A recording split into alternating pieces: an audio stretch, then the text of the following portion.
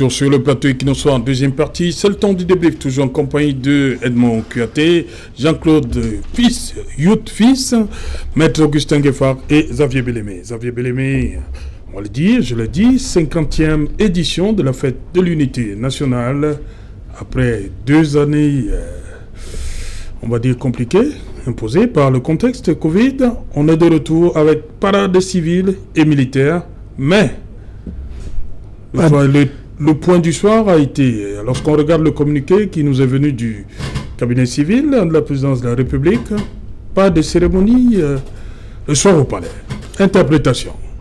Bon, peut-être il y a d'autres raisons qui sous-entendent, mais au moins si les caisses publiques vont un peu se reposer, on n'est pas acheté encore. Pourquoi on se retrouve avec des pétrus qu'on se lave les mains avec?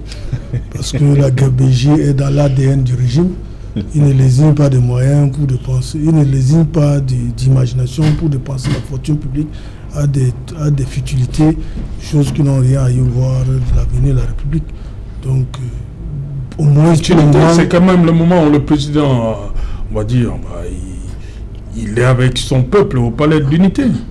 Oui, ça c'est un problème, je crois que ça va faire débat. Oui. Et ça peut donner raison à ceux qui pensent qu'il y a des problèmes au niveau du palais de l'unité, des problèmes de tout genre, mais ça laisse du putois parce que c'est la fête nationale déjà, bon, la date du 20 mai ne correspond à rien. Et 2022, c'est 50 ans. Oui, 50 ans. L'unité nationale. Bon, déjà que cette date est querellée, c'est pour ça qu'il y a la guerre dans le nord-ouest et sud-ouest. Oui. Il faut tenir compte de ça. Les anglophones pensent que c'est une date qui ne devait pas être célébrée comme fête nationale. Et on pourrait imaginer peut-être le 1er octobre, par exemple, pourquoi pas. Il y a des dates plus ou moins qui nous ramènent à notre histoire commune. Bon, on a choisi le 20 mai pour le moment, c'est le 20 mai. Nous en faisons avec. Et ça doit être curieux et même à la limite scandaleux que le chef de l'État, on ne le voit pas ces jours-là, pour pouvoir célébrer la fête de l'unité nationale, communier avec le reste de la nation. Bon, ils ont décidé autrement. Il y a une circulaire du directeur du cabinet civil a décidé qu'il n'y aura pas les festivités partout. Non, informe, ce n'est pas lui qui a décidé. Bon, informe qu'il n'y aura pas de festivités sur l'ensemble du territoire national aussi. Même au niveau des chancelleries. Des chancelleries à l'étranger. Bon, on verra. Si nos nouveautés, nous tous nous observons. Okay. Et puis, il y a une chose qu'il faut préciser. Parce que cette histoire de défilé, où il y a un défilé civil et militaire, moi je trouve que, en plus de ça, on parle de l'unité nationale, moi je trouve que c'est une autre opportunité de démontrer que nous sommes divisés. La fête nationale en faisant défiler les militaires et les civils. Pour moi, et je crois dans l'Ouest, nous pensons que la fête nationale, c'est la parade militaire qui symbolise l'unité nationale et la République. Voilà. Quand on commence à faire défiler les civils, moi je trouve que ça crée toujours ces problèmes. Non, c'est pas vous, SDF, qui pouvez dire ça. Vous savez, l'action que vous avez posée il y a combien d'années au boulevard du 20 mai. Ça, c'est une ingénierie. C'est un message que vous avez passé sur on a profité de cette situation. Comment vous pouvez condamner Nous condamnons parce que c'est un principe républicain. Oui. Dans des pays civilisés, c'est la parade militaire. Pour symboliser, parce que l'armée symbolise l'unité nationale et symbolise la République. Quand les civils défilent, ça montre qu'on est divisé. Et ça ne symbolise plus l'unité.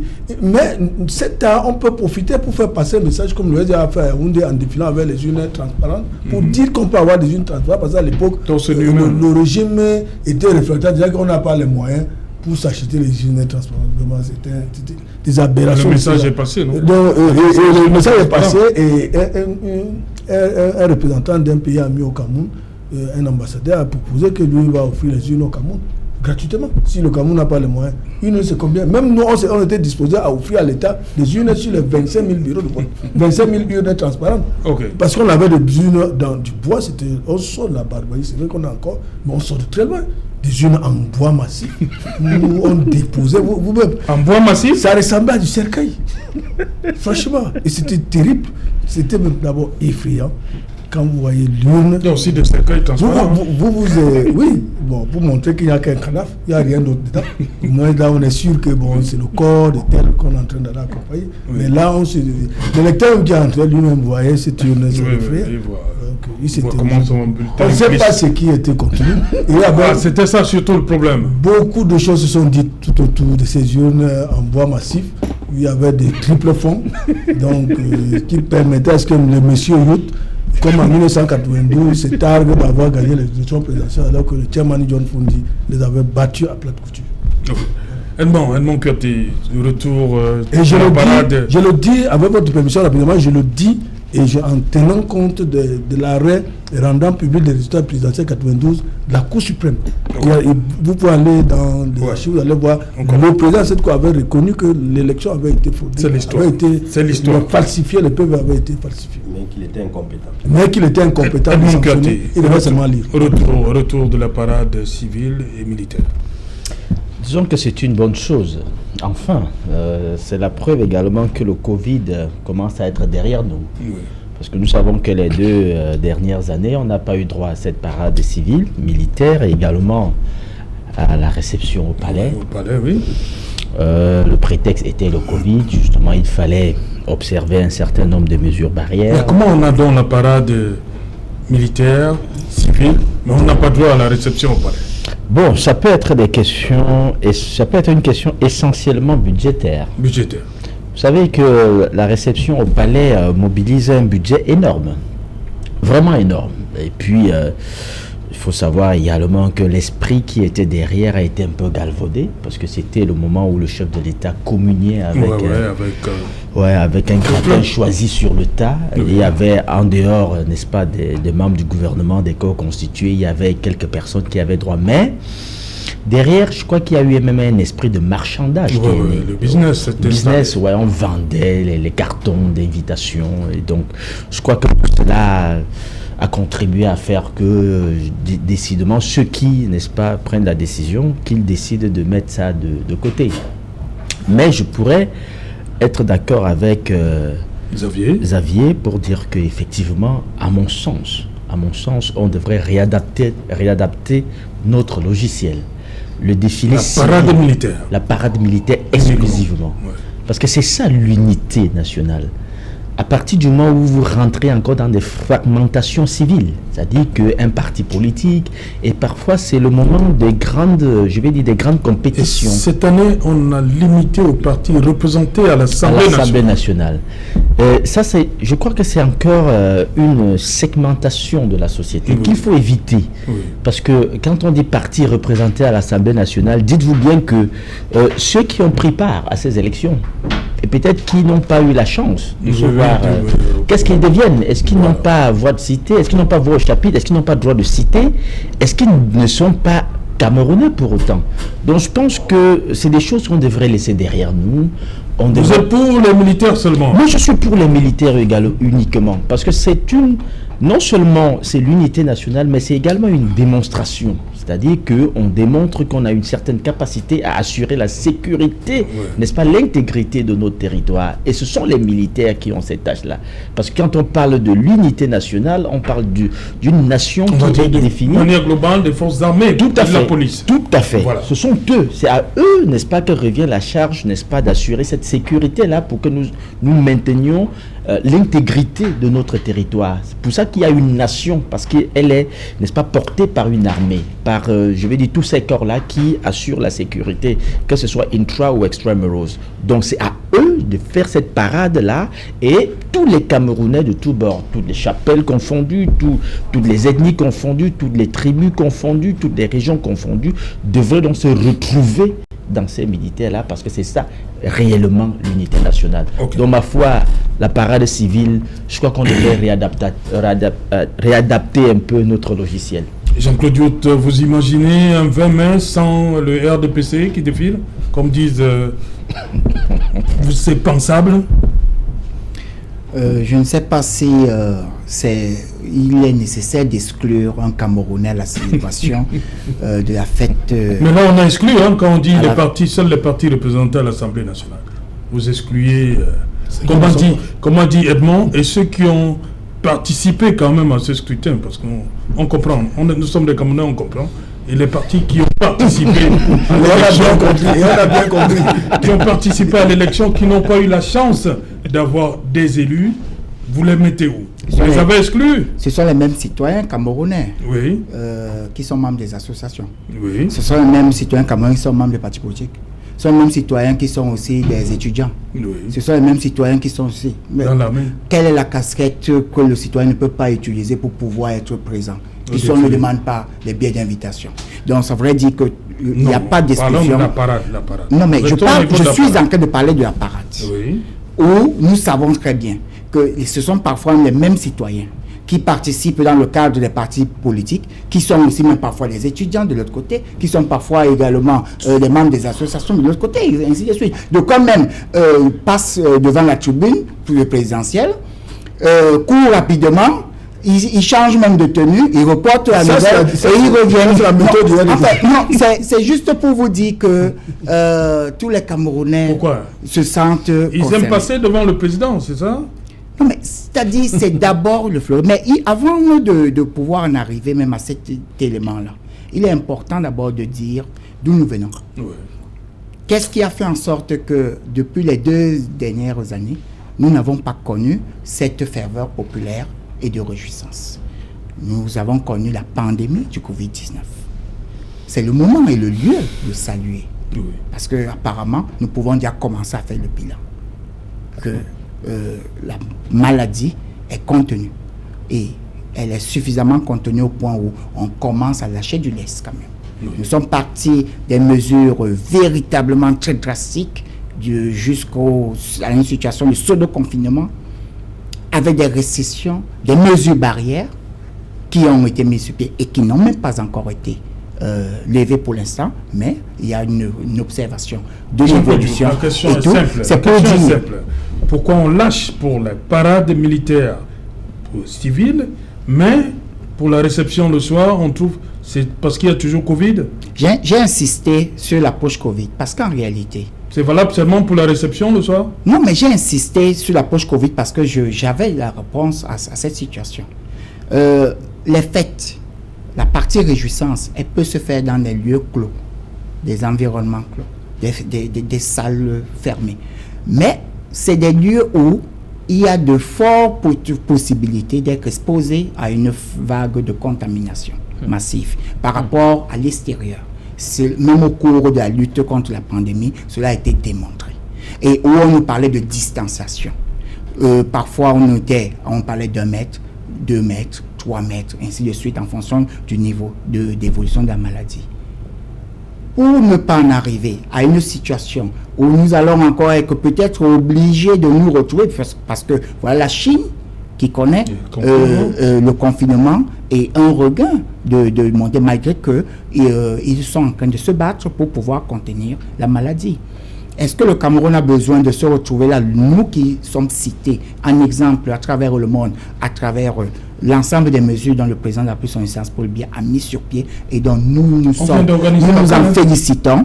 Nous devions être fiers que notre président de la République a véritablement lutté pour nos vies. Nous sommes d'accord. Et de protéger nos vies. Alors, ce qui est organiser la CAN, nous n'allons pas créer, surtout à la première édition retour post-Covid, entre guillemets, le moment où nous serons encore obligés d'organiser la CAN ou pas?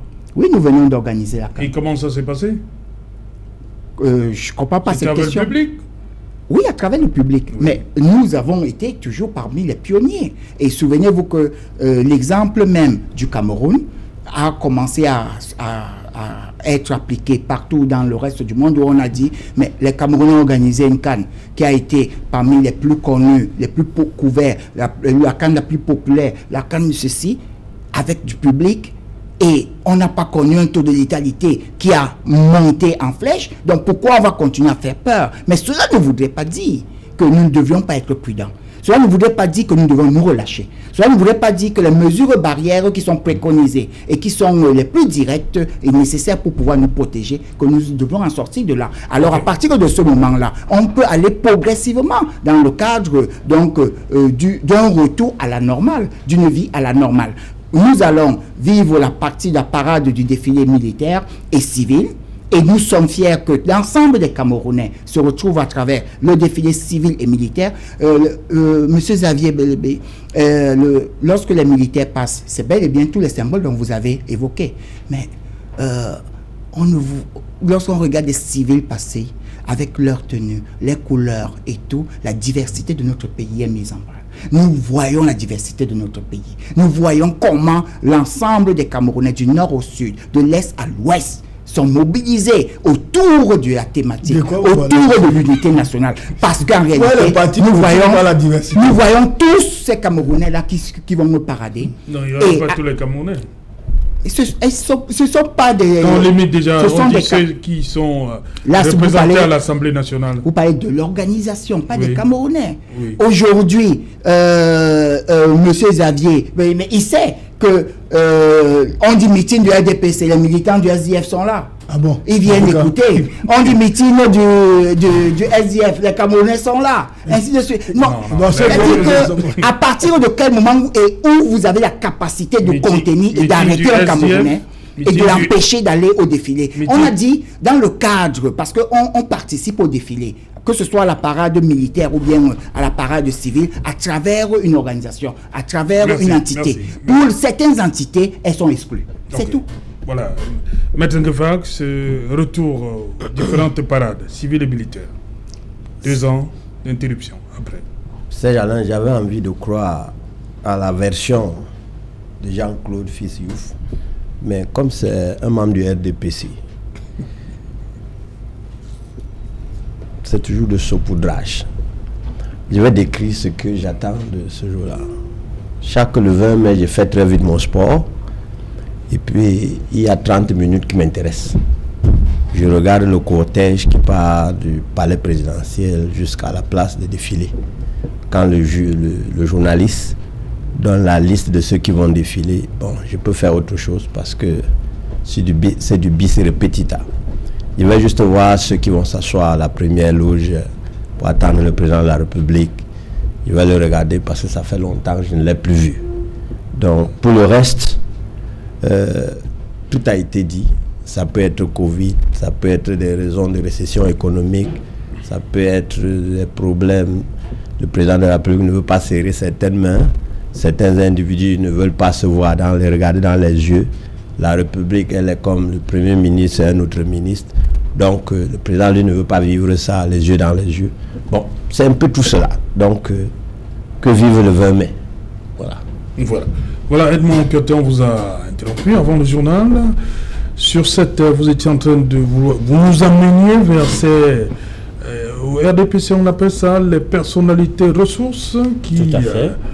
Il y a souvent ce petit combat avec les militants, présidents de section, Tout à fait. des gens qui ont bénéficié, comme on dit, du décret, ouais. qui viennent. Voilà, allez-y. Et dans ce gouvernement, vous dites qu'ils ne sont pas très nombreux, les véritables militants. Non, ils ne sont pas. J'étais en train de questionner fondamentalement la qualité du militant dans les partis politiques au Cameroun. Et je disais, on s'encarte par conviction idéologique.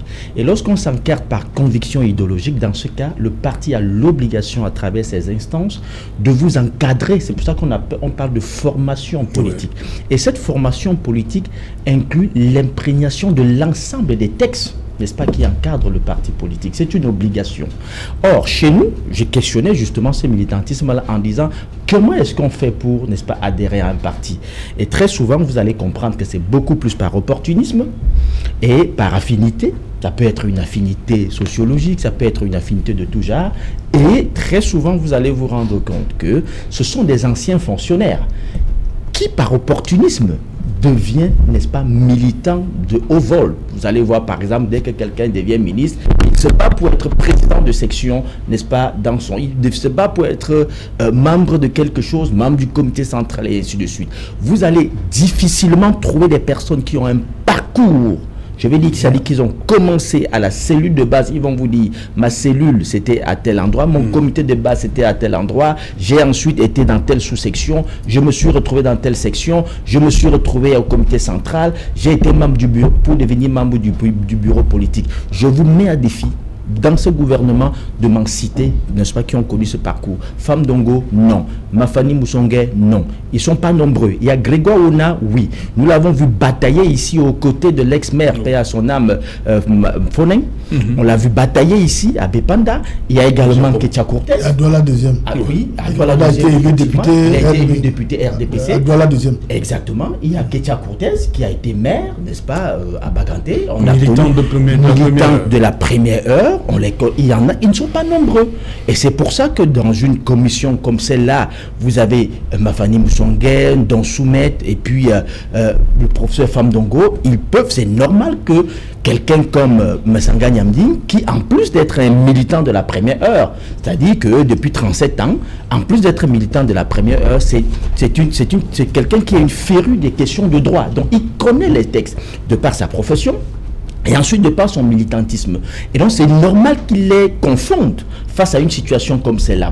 Quand vous entendez M. Nganyamding, il a dit, quand je suis entré dans la salle, j'ai réclamé tel document, qu'il n'avait pas, c'est normal. Parce que dans une commission de discipline comme celle-là, la première des choses qu'on devrait brandir à M. Nganyamding, du moins celui qui présidait, n'est-ce pas, cette commission, devrait donner la délégation du pouvoir qu'il a reçu du président national. Est-ce qu'ils avaient un tel document? S'ils ne l'avaient pas, alors M. Nganyamding a tout à fait raison de dire que cette commission était illégale. Voilà. Maître Duval. Saint-Jalin, je vais insister pour montrer l'illégalité de cette commission parce que Jean-Claude Youf, il nous a lu des articles, mais ces articles mettent seulement en place le comité de discipline. Or, un tribunal, il se crée. On connaît les textes qui le créent. Tout à fait. On connaît la composition. On connaît les règles de fonctionnement. On sait comment on rend les décisions. Or, la commission ad hoc, on ne sait pas comment elle est créée. J'ai attendu qu'il cite, vous voyez, il y a au moins 16 articles, quelques arrêtés. Aucun ne parle. Mais aucun ne parle d'une commission ad hoc.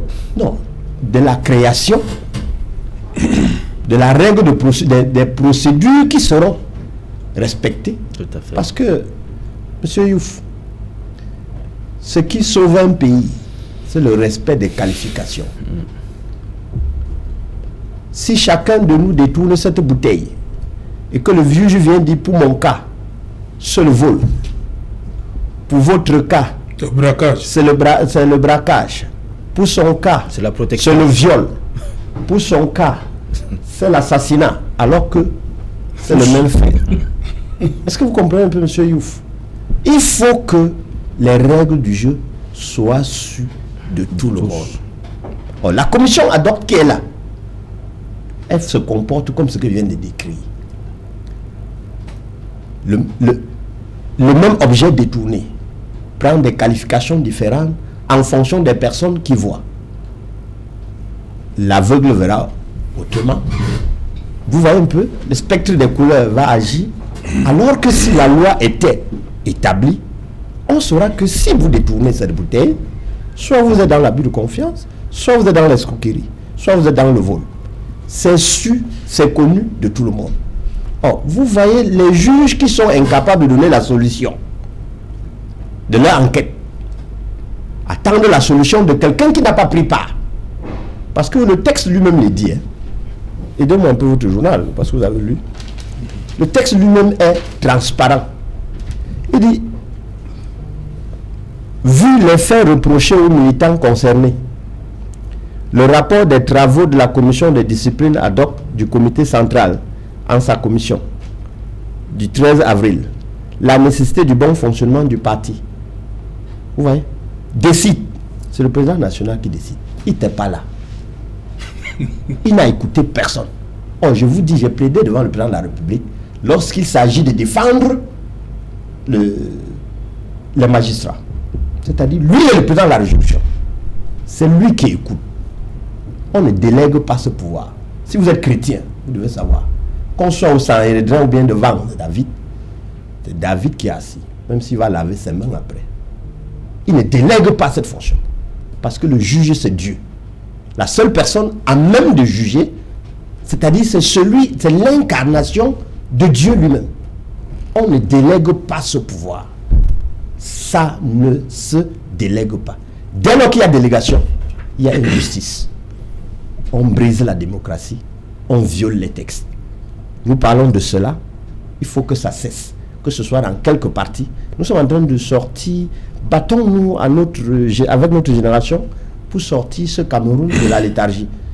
Ne plaidons pas parce que nous sommes aigris ou bien nous sommes envieux, nous sommes nécessiteux. Non, disons, ici tout le monde faisait ainsi. C'est M. Sanga Nyamdine aujourd'hui, M. Sanga le professeur aujourd'hui. Vous savez, M. Youf, j'ai souvent l'habitude de relire un monsieur. Lui, à l'époque, pour tuer, on a commencé par les juifs. Il a dit, lui, il n'est pas juif.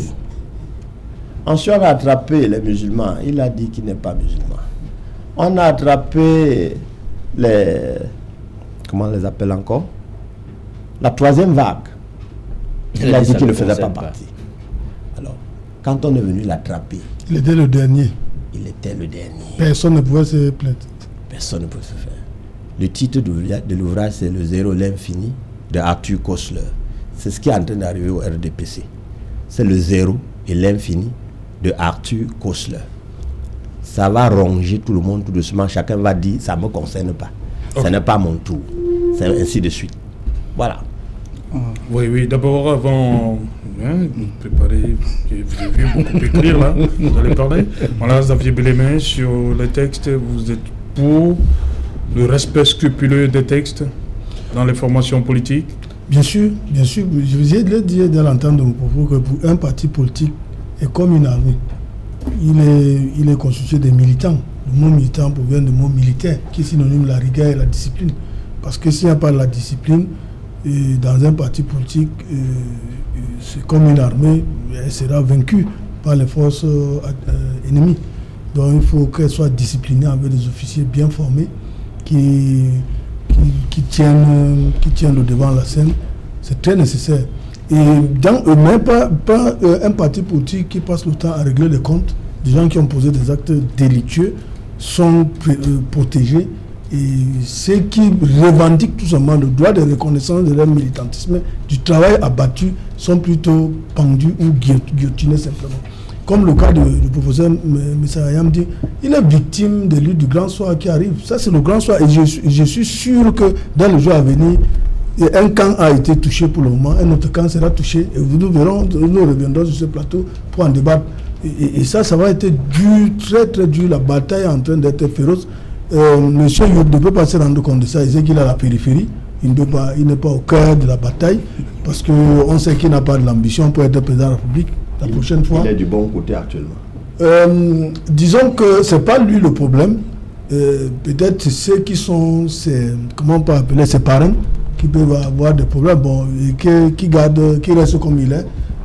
Il est sûr que la tornade ne tombera pas sur sa tête. C'est certain. Donc, le professeur Messa Yamdi est victime tout simplement de la chasse aux sorcières qui est engagée dans les partis, qui recherche tous ceux qui sont des véritables militants, RDPC pour les guillotiner. Et regardez la composition de la commission. Elle est faite essentiellement d'un premier ministre, un chef du gouvernement, des ministres et un directeur de société d'État. Qui jugeait l'un des rares membres du comité central qui n'a jamais été même conseiller municipal. Qui n'a jamais été aux affaires. C'est-à-dire que le professeur Messa Yamdi était non propre. Comme vous l'avez cité quelqu'un tout à l'heure, c'est comme dans un pays où il y a la police qui est très corrompue. Je n'ai pas dit la police camerounaise. Le policier qui est incorruptible, qui est là, il devient un danger pour ses collègues corrompus. Donc, le professeur Messa Yamdi, le pauvre, il n'a jamais occupé aucun poste de responsabilité un jour pour pouvoir se salir. Et non propre. Et ça énerve les autres. Et les autres qui le jugeaient, c'est des gens, certainement, je ne les accuse pas, mais quand il a été aux affaires, ils trouvent que c'est quelqu'un qui empêche de tourner en rond. Okay. Il faut le finir avec lui. Ok, merci Jean-Claude Yout. Vous avez le mot, la fin pour sortir. il faut d'abord qu'on dise quelque chose. Je vais lire les dispositions de la ligne. Non, on est arrivé à la terme de non, juste pour dire par rapport à Maître Ngefak, où il dit que la décision qui est rendue a été rendue par quelqu'un qui n'y était pas. L'alinéa 2 de l'article 84 du règlement intérieur des tests de base de notre parti nous dit qu'en cas d'empêchement, le président national désigne un membre du comité central pour assurer la présidence de la commission. Ou l'acte de désignation. Attendez, c'est le président qui doit signer, puisque l'acte de désignation. Voilà. Pourquoi c'est le président? Je ne sais pas pourquoi c'est le désigné. Le président a déjà celui qui l'a désigné. Qui est l'acte de désignation? Mais vous ne voulez pas lire ou quoi? Ou bien vous faites un effort de ne pas lire ou je comprends. On vous dit que qui avait été désigné pour vu la décision numéro 03/RDPC du 5 décembre 2013 portant désignation. Vu la note numéro 11 RDPC du 7 avril 2022 portant réactivation de la commission. Mais tout est clair. Bon, le français est compliqué. Nous parlons de quoi? Est-ce que les membres de cette commission-là et de ce comité ne sont pas connus depuis cette note et cette décision? C'est toi qui dois signer. Qui? C'est le président qui doit le faire. Mais on vous dit également, si vous voulez, on va encore continuer, puisque c'est vous qui dites qu'on n'a pas assez de temps. Les décisions qui portent, par exemple, en ce qui concerne l'exclusion définitive, elles doivent être rendues publiques par le président national du parti. C'est ça nos tests. Oui, et ici nous parlons de quoi? De l'exclusion définitive. Mais il y a 3 noms. Mais il y a 3 noms, c'est-à-dire que l'ensemble devait être... Mais puisque c'est une même décision. Donc, sauf si peut-être qu'on faisait une partition. Non, vous dites que exclusion définitive. L'exclusion définitive, c'est au niveau, ça doit être rendu public par le président national. Mais on a d'autres décisions. Communication publique. On a d'autres décisions avant celle du professeur Messanga Nyambi. Blâme, suspension. Pourquoi c'est le président? Mais c'est parce qu'en fait, c'est en un seul acte. Est-ce que c'est la même commission qui a dit? Non, c'est pour vous dire qu'en réalité, sauf si peut-être que vous voulez que nous puissions faire des partitions ou bien vous voulez nous donner des cours de comment nous allons organiser les décisions d'ordre juridique de notre parti. Mais ici, en ce qui concerne cette décision, elle a été... Parce que parmi les différentes sanctions, il y a une exclusion définitive qui doit être rendue par le président national. Et c'est bel et bien cela. Et maintenant, on dit que celui qui a connu la sanction peut maintenant procéder à les voies de recours. On arrive au l'article 32 de votre statut dit que la commission de discipline est composée de 16 membres élus. Est-ce que la commission ADOXI, elle est composée de 16 membres? Les 9 turiféraires. Ça veut dire que vous ne connaissez même pas les tests. L'article 32 des statuts. 87. L'article 32. Non. Parce que les tests, vous écoutent. Et ils pensent que vous êtes tellement très bon. Les tests de base, les instances disciplinaires du parti sont le bureau de l'organe, la commission de discipline instituée au niveau. C'est l'article 87. Qu'est-ce qui va vous le monde entier a écouté. Je me suis trompé. Au lieu de 87, c'est... Au lieu de 32, nous sommes au niveau du statut. Oui. Je parle de l'article 87. 87, c'est le règlement intérieur. Il a prononcé 32. 87, c'est le règlement intérieur. Et au niveau donc de l'article 87, ça c'est le règlement intérieur. Dans l'article 87, on dit nonobstant les règles édictées au présent chapitre, le comité central peut se saisir d'office de toute infraction à la discipline du parti et décider soit de sanctionner lui-même, soit de renvoyer les fautifs devant sa commission de discipline, sa commission de discipline ou devant un organe de défense. Vous voyez que Maître Ngefak est connu contre la peine de vous n'avez pas pu régler. Non, j'ai règle maintenant. Se contredisent alors que il faut d'abord que le comité central soit saisi. Est-ce que le comité central a été saisi? Mais ça peut poser, mais ça va faire partie des membres du comité central. Tout à fait. Ce comité n'a jamais été saisi. Quand le comité central est saisi, il ne statue pas. Il constate et il renvoie à la commission de discipline. Est-ce que la commission de discipline a été saisie? Non, c'est une commission ad hoc. Il faut être seulement un peu Il faut toujours se méfier de ce qui merci. est Est-ce que vous avez vu, et même Merci. les dispositions, par exemple, en ce qui concerne la procédure, parce que vous avez posé la question sur Merci, la merci. la Merci, procédure merci. au niveau donc de Merci, l'article merci. 104. Merci, Lisez merci. cela et vous allez Merci, voir. merci, Non, merci je vais faire Jean-Claude. conjecture. Merci Jean-Claude, merci à vous Edmond. Merci, Merci Serge Alain. Xavier. Oui, merci. Merci Maître Augustin Gueffak. Voilà. Merci, Serge. Madame, Monsieur, nous sommes arrivés au terme de ce numéro Equinox Soir. Bonsoir, CAC.